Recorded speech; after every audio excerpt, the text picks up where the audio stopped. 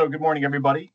This is going to be a presentation called Learning Together, a discussion of employment services offered by the Offices of Developmental Programs, which would be ODP, and the Office of Long-Term Living, which is OLTL. My name is Nolan Schaff. I am the statewide employment lead for the Office of Developmental Programs in the central office, and I will let my co-presenter introduce himself. Yes, I'm Randall Loss, and I'm the Employment First lead for the Office of Long-Term Living. And as Nolan mentioned, I'm also the central office staff dedicated to this area of programming.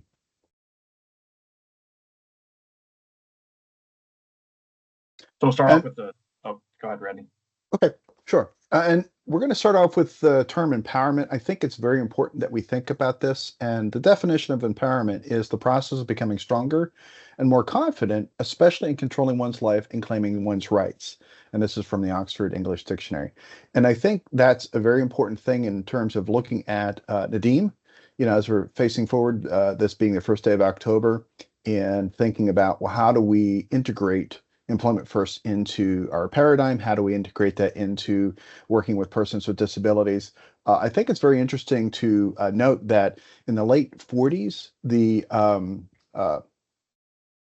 there was a national or international declaration by United Nations that stated that employment is a right of all individuals. And I think that we need to carry that forward in regards to, well, claiming one's rights. What does that include? Well, that includes employment.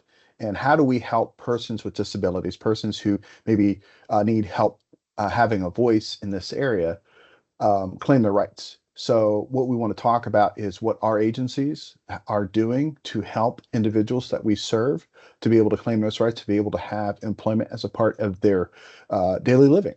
So Nolan, if you want to go to the next slide.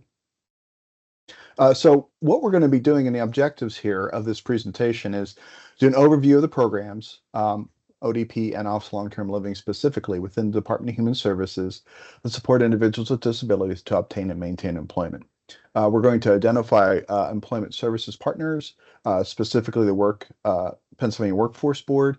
And lastly, we want to provide learners with resources on the benefits of hiring persons with disabilities. So we are going to have some items that are embedded that'll take you to links that are good resources for employment supports, not just in Pennsylvania, but nationally.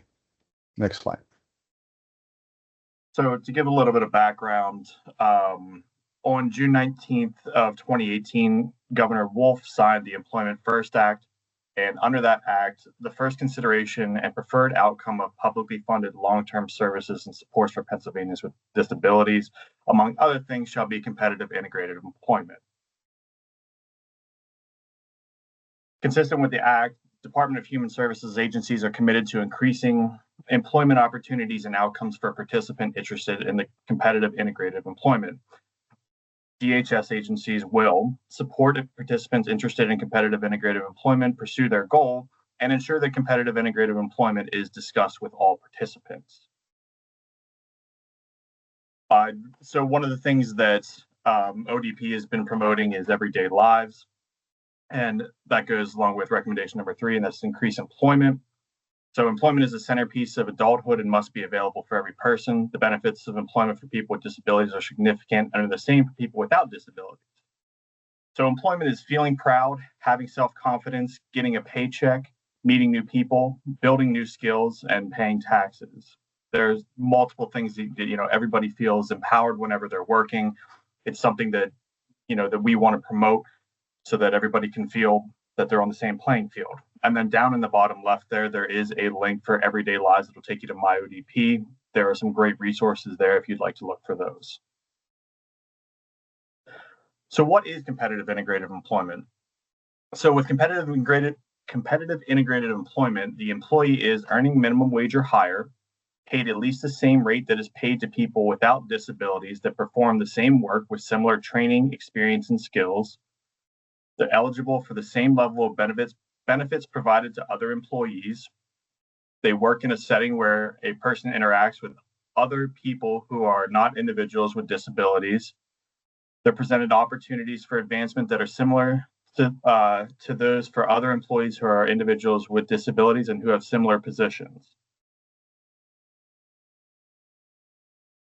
And what we want to do in terms of painting a bigger picture for the Department of Human Services, we want to share the mission and the vision. And we feel this is important because, again, being able to help individuals become independent, help individuals be empowered.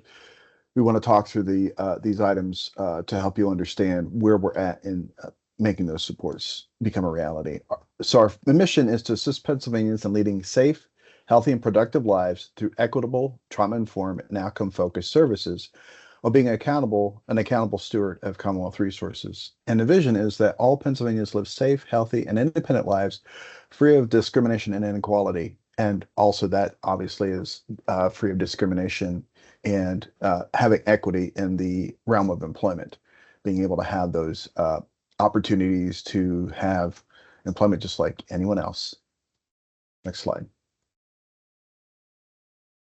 And what we have here is a diagram, as best as we could put it, of the Department of Human Services. You can see on the left-hand side, and then the different offices that are listed within Department of Human Services. And you'll see we have the Office of Developmental Programs and Office of Long-Term Living highlighted because we're the ones that are doing presentation today. But another office, or I should say a couple offices that also have engagement in employment first services is the Office of Mental Health and Social Security Services, OMSOS, Office of Children, Youth, and Families, and the Office of Child Development and Early Learning. And it's important that these last two agencies are recognized because, again, just like pre-employment transition services with the school systems and OVR, we want to make sure that we're talking about employment from as soon as the individual is in services till the time that they're ready for employment, because we think that it's an integral part of who a person is. Next slide. Also, what we have here is just a quick chart of the different agencies and the programs that we offer, the eligibility of who are those that are eligible for the programs, and then what are the age ranges of those we serve. And you'll see the Office of Long-Term Living and Office of Developmental Programs are listed here. The OMSOS is listed as well. And the difference between Office of Long-Term Living and the other two agencies is we start providing services to individuals starting ages 18 and up. Our majority of services are provided through the Community Health Choices waiver program, and that's an age range of 21 to 64 for employment services. There is the OBRA waiver, which also provides services from 18 up to age 60. But that's something that isn't as focused on. There are employment services with an OBRA, but it's a very small population. Just like if anyone knows anything about the Bureau of Autism with an ODP, it's a very small population, well under 1,000 individuals. So the majority of our services are employment services, rather, and connection with OVR are provided through the CHC waiver. Next slide, please. And I'll turn it over to Nolan.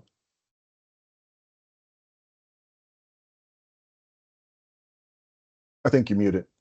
Oh, sorry. Looking at the waivers like he was just talking about. So what is a waiver?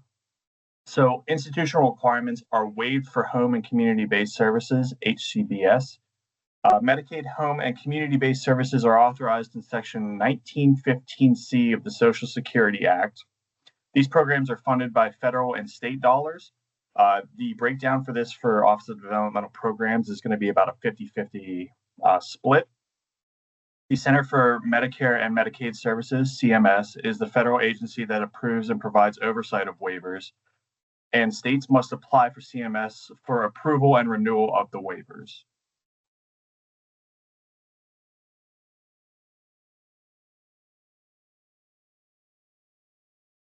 So services that are funded by OLTL and ODP, through a series of contractual relationships, individuals enrolled with OLTL and ODP receive services from a qualified service provider.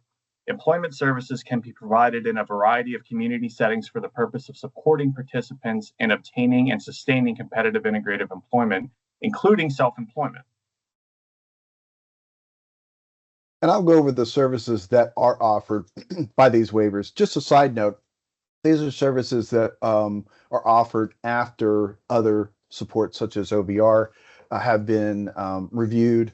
You know, the individual has been determined eligible or ineligible for OVR services. And if they are determined eligible for OVR services, once the OVR case has been closed, then ODP and Office of Long-Term Living can provide services in this realm. So what I'd like to do is talk through these different services that the waivers do fund for individuals that are eligible for the waivers and after OVR services have been completed.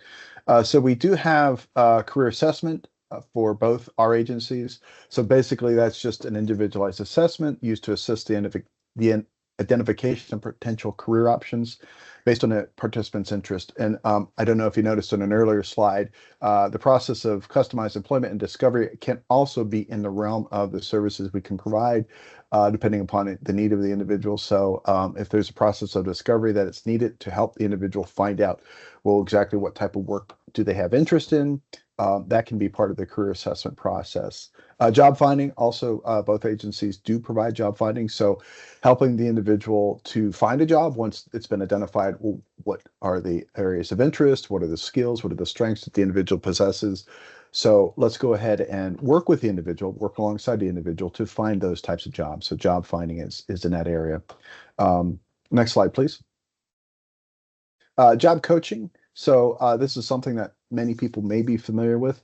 This is the service once the person has obtained a job, once they're working in a community with a community business as the employer. A service provider is funded by the waiver to be able to provide support on the job, to maintain the skills, to achieve performance expectations, and meet the definition of competitive integrated employment. Now, there's a service that ODP offers, the Advanced Supported Employment Service. It's an enhanced version of supported employment services. It's limited to participants whose preferences, skills, and employment potential cannot be best determined through traditional standardized means due to the impact of the disability. So it's along the lines of customized employment, being able to help the individual use their strengths as best possible to have a competitive integrated employment outcome. Next slide. And employment skills development, this is with the Office of Long-Term Living. We've had a lot of questions about where is Office of Long-Term Living in regards to providing shelter employment funding. We do not provide shelter employment funding, so I wanted to put that out there in terms of helping people understand where we are. What the employment skills development is to provide learning and work experience, including volunteer work, where the participant can develop strength and skills to contribute to employability and paid employment in an integrated community setting. Services are aimed at furthering rehabilitation goals that will lead to greater opportunities for competitive and integrated employment and career advancement at above or minimum wage. And this is something that it really has to be crafted well in regards to, well, this individual has some significant challenges. What are the steps we need to take to help them be job ready? This is a type of service that we would work with the service providers that are managed care organizations, the entities acting as our fiscal and community agents in providing services to our participants, what we call individuals that we serve, and being able to, well, what can we do with this individual? How can we help them? You know, they have significant disabilities, they have significant challenges. What can we do in terms of being able to provide the best supports possible to help this person be in the realm of community integrated employment? And then lastly, small group employment is within Office Developmental Program. These services support participants in transitioning to competitive integrated employment through work that occurs in a community location. Small group employment services options include mobile workforce, workstation and industry, affirmative industry, and enclave. And again, if you need more detail in those regards, you can reach out to Nolan or his team afterwards in regards to what that looks like. Next slide, please. And benefits counseling. This is a very important foundational tool that OVR uses, ODP uses, Office of Long-Term Living uses. And this is a service designed to answer questions about competitive integrated employment and how and whether it'll result in increased economic self-sufficiency and our net financial benefit to the use of various work incentives. One thing we want to make sure is that as we're working with our participants, as ODP is working with its individuals, there's a lot of fear in regards to, well, will I lose benefits? Will I be affected adversely if I start to work? We want to be able to answer those questions up front and alleviate and reduce and remove fear so that individuals are, yes, if I work, it's going to be a net gain for me. It's not going to be something that's going to be dragging me down or possibly causing me to lose benefits, the ones that I worked or my family worked so hard to help me achieve. So one link we have here is the Work Incentives Planning and Assistance Program, the WIPA for short. If people are interested in what the WIPA program is and being able to understand, well, how can I know um, where I can be in terms of working, in terms of making an income, and being able to maintain benefits or be able to make sure that the net gain is going to be more beneficial to me than if I don't work. So next slide, please. I'll turn it over to you, Nola. Nolan. Now we're going to move on to the Pennsylvania Workforce Development Board, and there is a link there, obviously, that you can click that will get you, to the website for that. So, why the Workforce Board exists? So, the federal law, the Workforce Innovation and Opportunity Act, it was signed on July 22nd of 2014. It replaced the Workforce Investment Act of 1998. Pennsylvania state law has the Pennsylvania Workforce Development Act. This was signed December 18th, 2001. It was most recently amended in July of 2012. And Executive Order 2018-04, Pennsylvania Workforce Development Board, that was signed on July 11th of 2018. It has purpose, composition, and priorities. So what is a state workforce development board? So it has the governor, has state legislators, 50% business members, at least 20% a combination of the following: labor, registered apprenticeship programs, community-based organizations, and youth organizations. It has a balance of lead state officials, one-stop partners, that would be job centers and career links, Indian tribe or tribal organizations, and leaders of higher education. Actually, Diana, I saw a question in the chat area. Do I want to answer that now or just wait till the end of the presentation to answer that? Whatever you prefer. Okay. Well, because it is a question in regards to benefits counseling that popped up right after we talked about it. The best thing I can advise, Paula, is to our emails, myself and Nolan's emails are going to be listed at the end of the presentation. If you could please email us with your question, that would be the best way to resolve that, both for ODP and the Office of Long-Term Living, the Virginia Commonwealth University and the Cornell University certified benefits counselor trainings are accepted, but we can talk more in detail afterwards through email to get you the information you need to know, okay, what would be the step I would have to take or my staff would have to take to be able to provide benefits counseling services. Working together initiatives and collaborations. So next slide, please. So initiatives and collaboration. So what has Office of Long-Term Living, what has ODP been doing in regards to working with statewide partners to be able to strengthen our support of Employment First for the individuals and participants we serve? So some of the joint initiatives are the implementation of the Employment First Oversight Commission, the EFOC, and the Employment First Cabinet's recommendations. So Nolan had mentioned earlier on in 2018, then Governor Wolf had signed the Act 36 of 2018 into effect, basically making Pennsylvania an employment first state. So what we're talking about, the reason our positions exist is because of that law to be able to implement employment first. And when we're talking with participants, when we're talking to individuals and their families for the first time or for the 100th time, in regards to their independence, in regards to the supports that are available to them, we want to make sure that employment is one of the first parts of the conversation we're talking about. So the Employment First Oversight Commission is looking at, well, how can we strengthen it? How can we make sure that the message rings true in the agencies and the services we're offering, in the case management that is occurring down at the ground level? How are we making sure that that's happening? And that's what the EFOC does in regards to helping us clarify our message and move forward. Also, too, we align service definitions and staff qualifications in our programs. For example, job coaching certification. This is something that both ODP and ODP and OBR require job coaches to have. Now, for the Office of Long-Term Living, we also support that, And we like to see that job coaches are certified. They have national certification.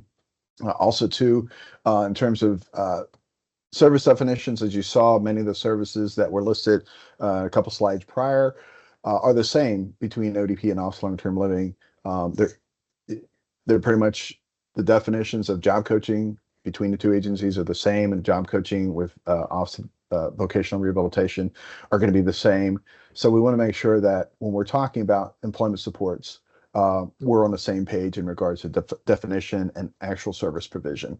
Statewide community of practice on secondary transition with the Pennsylvania Training and Technical Assistance Network.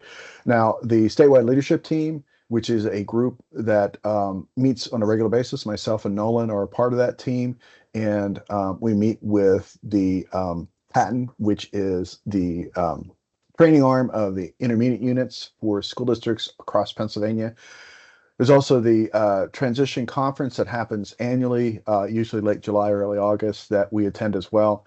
And it's about what are we doing to make sure that as students with disabilities, IEPs or 504 plans, are getting ready to transition out of secondary school into either the world of work or post-secondary schooling. What are we doing as a group, as partners, to make sure that that is a strong transition, that all the partners are on the same page. The services that the students need with disabilities are getting those services, that the case management is talking with one another, and we're making sure that the services, if they're provided from many different partners, are all in harmony so that the end user, the student with a disability, is getting to that next goal, which is graduation, into the world of work, into post-secondary education, if that's their decision, to be able to be eventually graduating from post-secondary education and then moving into the world of work.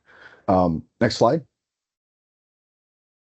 Joint initiatives, the Workforce Innovation and Opportunity Act combined state plan goals subcommittees. So there are youth committees. So this is at the state level, the Workforce Board has different committees. One of those committees being Youth Committee, where we're talking about, again, I'm participating in that with Workforce Board members, with representatives from PA Career Links from across the state, saying, well, what are we doing to help youth?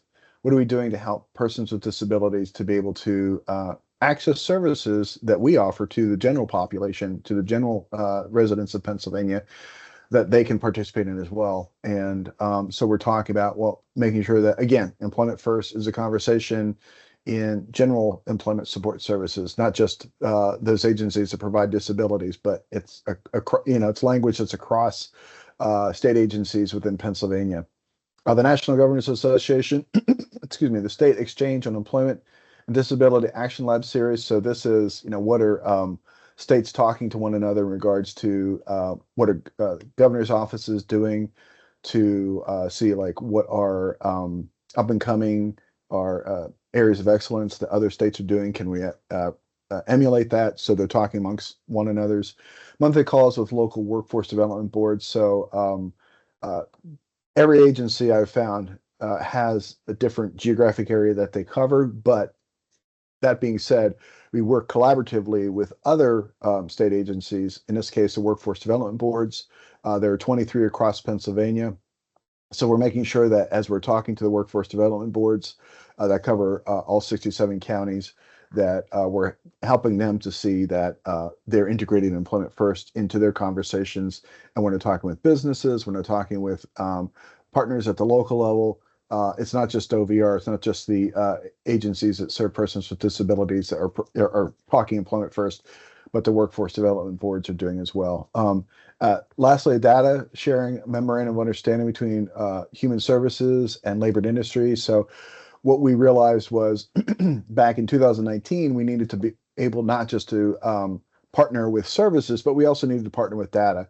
So we've been working collaboratively over the past several years to be able to share data so that we can say, okay, Joe Smith is getting services from OMSAS, for example. Is he also getting services from OVR? Is he also getting services from workforce PA career links, doing it in a discreet way so that personal information is not being revealed, but that we're able to talk to one another to make sure that if somebody comes into one part of the state service provision, they're not missing out on gaining other services that they could need. So we're collaboratively working at that level to make sure that those types of services aren't missed. People aren't being missed in regards to getting everything that they need to be able to live their life independently and to promote employment first in their own life. Next slide. Gentlemen, I just want to let you know we're at 5 minutes. Okay, quickly, benefits of hiring a person with disabilities. It's a way to add value to an organization, to an employer, to a business, a strategic way to strengthen your workforce, an informed business decision. It's an achievable goal. It's very easy. Most accommodations, if there are accommodations that are needed, are less than $500, so it's not a very expensive thing. And you'll find that statistically, persons with disabilities are some of the most loyal employees out there. They last longer, they are dedicated, and unlike what people might think that, well, they have a disability, they're not going to be valued. That's not the case. Statistically, data shows that they are very much a valued partner. And then we have a link here of 7 reasons why hiring persons with disabilities is good for business. So if there are businesses out there that are interested in looking at that, that's a link that takes them to that page. Next slide. I'll turn it over to you, Nola. Nolan. Okay, these are going to be some resources on hiring people with disabilities. So there's Inclusion at Work Frame, an internationally awarded multimedia policy tool that outlines 7 core components of a disability inclusive workplace, along with a menu of strategies for achieving them. Building an inclusive workforce, a 4-step reference guide to recruiting, hiring, and retaining employees with disabilities. TalentWorks, an online resource that helps employees and human resource professionals make their e-recruiting technologies accessible to all job seekers, including those with disabilities. So continued employer assistance and resource network on disability inclusion. So EARN, it's a federally funded service that helps employers recruit, hire, retain, and advance workers with disabilities, includes information on finding job candidates with disabilities and creating inclusive workplaces. So EARN's employer financial incentive webpage. This webpage explains various financial incentives available to assist employers in capitalizing on the values and talents of people with disabilities bring to the workforce. You can learn about the federal and state tax incentives, veteran-specific incentives, or incentives for implementing return to work / stay at work programs, and more. Disability In, this is tools and programs to bridge inclusive companies with people and organizations within the disability community. Job Accommodation Network's Workplace Accommodation Toolkit. This is an online toolkit that provides guidance related to the reasonable accommodation process and creating disability inclusive workplaces. The toolkit includes sample accommodation procedures, examples of policies and forms from leading U.S. businesses, training, presentations, videos, checklists, and best practices for creating an inclusive workplace for people with disabilities. The toolkit also provides inclusive practices at various phases of the employment lifecycle for recruiters, hiring managers, and supervisors, human resource professionals, accommodation consultants, and allies of employees with disabilities. These are some resources for employees. The first one is Connecting for Employment. The Connecting for Employment page on the PA Secondary Transition website focuses on helping individuals with disabilities secure competitive integrative employment as part of Pennsylvania's Employment First policy. It aims to create a seamless support system for individuals and their families seeking formal services to maintain long-term employment opportunities. This is the second one is OVR's homepage. This is Vocational Rehabilitation Home. Pennsylvania Office of Vocational Rehabilitation provides services to help individuals with disabilities find, maintain, or advance in employment. These services include vocational counseling, job training, assistive technology, and job placement assistance, with support tailored to each individual's need. And lastly, we have the employment resources for people with disabilities and their families. That's the ACL Administration for Community Living. The Administration for Community Living provides employment resources for people with disabilities and their families. It offers tools and information on finding opportunities, obtaining vocational training, and accessing services that support competitive integrative employment. The website also highlights federal programs and legal protections designed to ensure equal employment opportunities for individuals with disabilities. Quick question, Diana. I see there are questions in the chat section. How do you want us to handle that? You want us to just try and answer those after the fact? Since we're out of time.